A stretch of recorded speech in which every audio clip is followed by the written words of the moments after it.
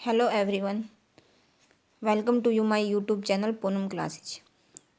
Next topic है कि economics का नेचर और स्कोप के बारे में हम रीड करेंगे कि किसी भी विषय की प्रकृति उसके नेचर से पता चलता है कि वो विज्ञान है या कला और विज्ञान दोनों है। और विषय के क्षेत्र से ये ज्ञात करता होता है कि उसके स्कोप में क्या क्या शामिल होता है, कि किन विषयों को तो स्टडी की जाती है, कि उसकी विषय सामग्री में किन किन विषयों को अध्ययन किया जाता है और किन किन विषयों का अध्ययन नहीं किया जाता, मीन्स उसकी लिमिटेशन क्या क्या है। अर्थशास्त्र की प्रकृति और क्षेत्र का अध्ययन करने के लिए यह जानना हो सके कि अर्थशास्त्र क्या है। ये हम पहले फर्स्ट वीडियो में इसके बारे में हमने काफ़ी डिटेल में रीड किया है। ओके, तो अब देखो, यहाँ अर्थशास्त्र मनुष्य की आर्थिक समस्याओं का क्रमागत अध्ययन है जो कारण और परिणाम को स्थापित करता है, कि इसलिए वह एक सामाजिक विज्ञान है। अर्थशास्त्र आर्थिक समस्याओं के लिए आर्थिक सिद्धांतों के ज्ञान का व्यावहारिक प्रयोग भी करता है। मीन्स कि जो आर्थिक समस्याएं होती हैं उनके सिद्धांतों को व्यवहारिक तौर से जीवन में अप्लाई भी करता है। इसको कला कहा जाता है। अर्थशास्त्र की प्रकृति के विषय में यह कहा जा सकता है कि यह सामाजिक विज्ञान और कला दोनों है। ओके, अब नेचर ऑफ इकोनॉमिक्स। प्रत्येक शास्त्र की प्रकृति से अभिप्राय है कि वह विज्ञान है या कला है। विज्ञान और कला दोनों है। अर्थशास्त्र की प्रकृति के अध्ययन का उद्देश्य भी यह ज्ञात करना है कि यह शास्त्र विज्ञान है या कला है। विज्ञान और कला दोनों है। यदि वह विज्ञान है तो वास्तविक विज्ञान है या आदर्शात्मक विज्ञान है या आदर्शात्मक विज्ञान है। सैमुअल्सन ने कहा कि अर्थशास्त्र में कलाओं में प्राचीनतम और विज्ञान समूह में नवीनतम वस्तुतः सभी सामाजिक विज्ञानों की साम्राज्ञी है। कि अर्थशास्त्र की प्रकृति की नेचर ऑफ इकोनॉमिक्स विज्ञान है या कला है। विज्ञान है तो वास्तविक विज्ञान है या आदर्शात्मक विज्ञान है।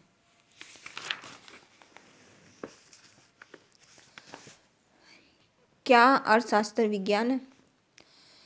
कि सबसे पहले तो हम ये जानेंगे कि विज्ञान होता क्या है। विज्ञान साइंस शब्द लैटिन भाषा के शब्द साइंटिया शब्द से लिया गया है, जिसका अर्थ होता है जानना।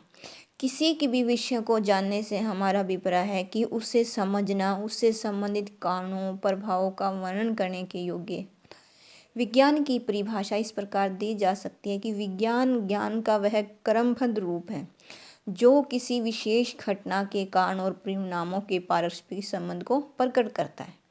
कि विज्ञान वो टॉपिक है, मतलब कि विज्ञान में हम जिस भी समस्याओं को देखते हैं उसके कारण और परिणामों का दोनों का अध्ययन करते हैं।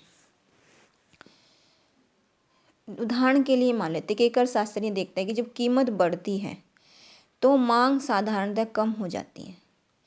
एक व्यक्ति जब किसी वस्तु की अधिक मात्रा में खरीद लेता है तो उस वस्तु की उपयोगिता कम हो जाती है।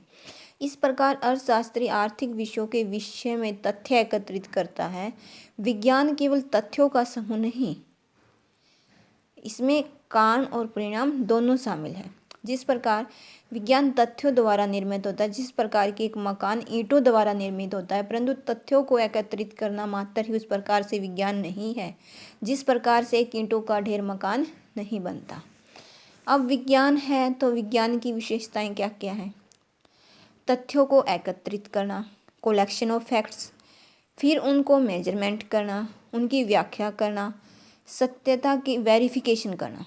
तथ्यों को एकत्रित करना कि विज्ञान में सबसे पहले हम किसी विषय से संबंधित तथ्यों को एकत्रित करते हैं, कि आर्थिक क्रियाओं से संबंधित फैक्ट कलेक्ट करते हैं। एक अर्थशास्त्री यह देखता है कि जब कीमत बढ़ती है तो मांग कम हो जाती है। तो एक व्यक्ति जब किसी वस्तु की अधिक मात्रा में खरीद लेता है तो उसकी उपयोगिता कम हो जाती है। तो इस प्रकार सबसे पहले वो कलेक्शन ऑफ फैक्ट्स को इकट्ठा करता है। मेजरमेंट,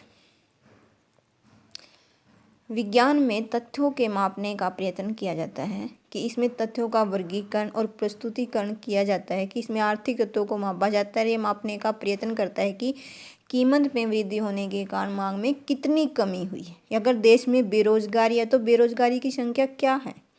अगर राष्ट्रीय आय में वृद्धि हो रही है तो कितनी हो रही है, किस दर से हो रही है। कि इसको मापने के लिए मैं क्या या अर्थशास्त्री किसका यूज करते हैं, मैथमेटिक्स का, स्टैटिक्स का या इकोनोमेट्रिक्स का। और जो तथ्य लिखित रूप से एकत्रित किए जाते हैं उन्हें बोलते हैं डाटा। व्याख्या। विज्ञान में तथ्यों को एकत्रित करके उनकी माप को उनकी व्याख्या की जाती है और उनका क्रमागत अध्ययन किया जाता है। एक तथ्य के कारण और परिणाम में संबंध स्थापित करके आर्थिक नियम बनाए जाते हैं। उदाहरण के लिए अर्थशास्त्र में मांग और कीमत में होने वाले परिवर्तनों के पारस्परिक संबंध का अध्ययन मांग के नियम द्वारा किया जाता है। वेरिफिकेशन।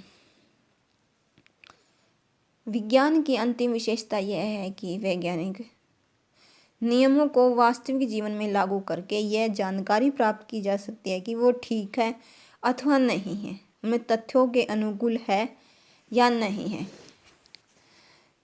प्रत्येक विज्ञान अपने नियमों की सत्यता की जांच करता है। नियमों की सत्यता की जांच दो तरह से की जाती है। यदि कोई नियम वास्तविक मान्यताओं पर आधारित है तो उसे सत्य समझा जाता है।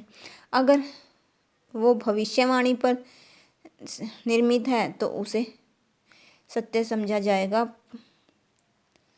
भविष्यवाणी सत्य सिद्ध होती है तो नियम सत्य समझा जाएगा।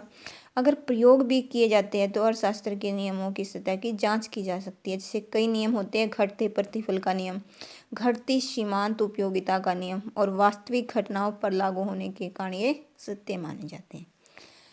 अर्थशास्त्र एक विज्ञान है परंतु कुछ विद्वानों के अनुसार अर्थशास्त्र एक विज्ञान नहीं है।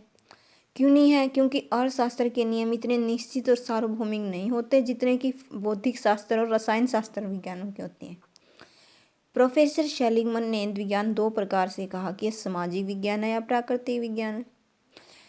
अर्थशास्त्र एक सामाजिक विज्ञान है क्योंकि इसका संबंध मनुष्यों से है, जबकि भौतिक शास्त्र, रसायन शास्त्र आदि प्राकृतिक विज्ञान है क्योंकि इनका संबंध निर्जीव पदार्थों से है। ओके, नेक्स्ट वीडियो में हम ये रीड करेंगे कि अर्थशास्त्र के सामाजिक विज्ञान होने के पक्ष में तर्क। ओके, अब मेरे चैनल को लाइक और सब्सक्राइब करें और प्लीज़ जितना हो सके अपने फ्रेंड्स के पास इसको शेयर करें।